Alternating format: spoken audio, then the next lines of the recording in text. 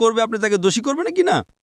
অবশ্যই আপনি যুক্তিক বলেছেন যে যদি সে আখেরাতে বলে আল্লাহ তাআলা আমার জানা ছিল না যে মূর্তি পূজা ভুল, আরে আমি তো স্বামী প্রভুপাদের কথা মেনেছি, ও ডক্টর জাকির নায়েকের কথা মানেনি, ফেঁসে যাবে কি না?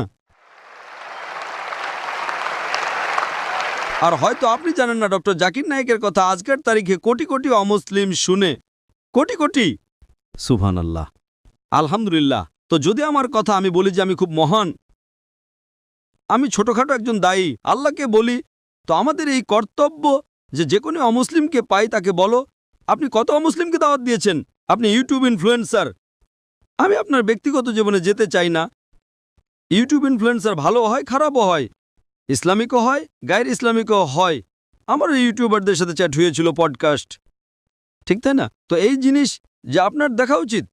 আপনি ইউটিউবার, আমিও ইউটিউব ইনফ্লুয়েন্সার। আপনার কত মিলিয়ন আছে ফেসবুকে? टिकटॉक पे 3.7 मिलियन है। টিকটক তো আমাকে ব্যান করে দিয়েছে, কারণ আমি আমার চীনা ভাইদের পক্ষ থেকে কি করেছি, আমাকে ব্যান করে দিয়েছে। তো এক মোটে গভর্নরের ছেলে, আমার ছেলে পরশু আমার ভিডিও নিয়েছে, পডকাস্ট নিয়েছে, বলল আব্বা 1.5 মিলিয়ন পৌঁছে গেছে, মর্নিংয়ে আউট। বলল আরে সরিয়ে দিয়েছে কেন? আমি বললাম ভাই টিকটক আর আমার শত্রুতা, আমার টিকটকের সাথে শত্রুতা নেই, টিকটকের আমার সাথে শত্রুতা আছে। আপনি বুঝলেন তাই না? আপনার 1.5 মিলিয়ন কয়েক ঘন্টার মধ্যে, তাদের ছেলের 1.5 মিলিয়ন টিকটকে ফলোয়ার অনেক, কিন্তু ভিডিও সরিয়ে দিয়েছে। যারা উইঘুর মুসলিম তাতে সমর্থন করেছি, আপনিও সমর্থন করবেন, আপনাকেও ব্যান করে দেবে। তো সামলে থেকো। আপনি বুঝলেন তাই না? অবশ্যই। আচ্ছা, আমি তো টিকটকের নই। আপনার ফেসবুকে কত ইনফ্লুয়েন্সার আছে, কত ফলোয়ার আছে? ফেসবুকে প্রায় 1.5 লাখ হতে চলেছে।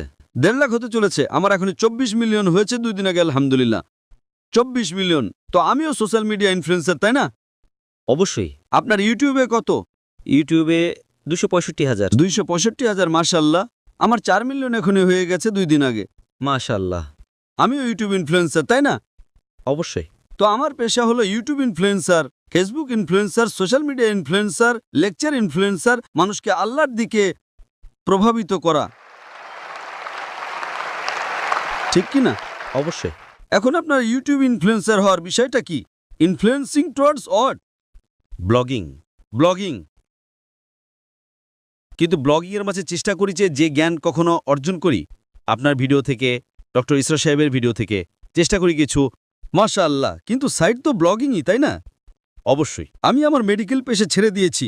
তো এটাই তো, যদি আপনি ইনফ্লুয়েন্স করবেন ব্লগিংয়ের দিকে, তার চেয়ে ভালো আল্লাহর দিকে। আপনার ফলোয়ার্স যদি অর্ধেকও হয়ে যায়, 10%ও, আমার আপনার কাছে অনুরোধ, আমার আপনার কাছে আবেদন যে আপনি ইসলামিক ইউটিউব ইনফ্লুয়েন্সার হন। হয়তো আপনার ফলোয়ার্স 4 মিলিয়ন থেকে 1 মিলিয়ন হয়ে যাবে। আপনার যে টাকা আসে কি ইউটিউব থেকে? অবশ্যই আসে। আমি তো টাকা নেই না। আমাকে বলে আপনি যদি ফেসবুকে অ্যাড নেন আপনাকে $50,000 প্রতি মাসে মিলবে।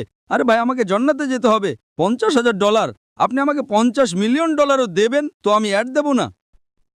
ঘর যদি হয় জান্নাতি পরিবেশে সাজানো, তাহলে সেখানে নেমে আসে আল্লাহর রহমত, বরকত আর অফুরন্ত।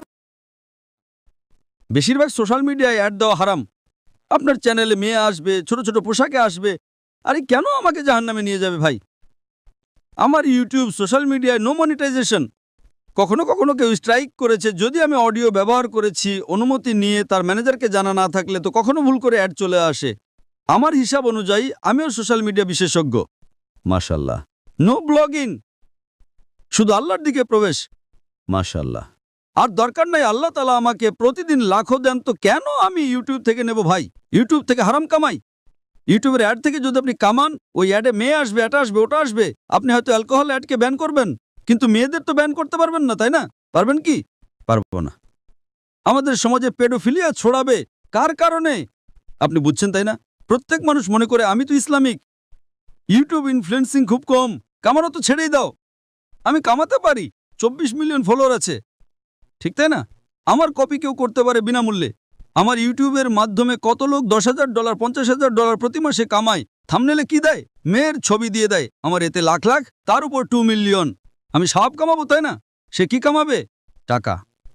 টাকা আর নরক। আমি বললাম নো কপিরাইট, টাকা তুই কামা ভাই, আমাকে সব কামাতে দে। আমি হিট করব না, তার টাকা আমার কাছে চলে আসবে, ঠিক কিনা? আমি বলি নো কপিরাইট, আমার ভিডিও নাই, কিন্তু আমি কি বলি আমার ভিডিওর উপর শ্যাডো ব্যান।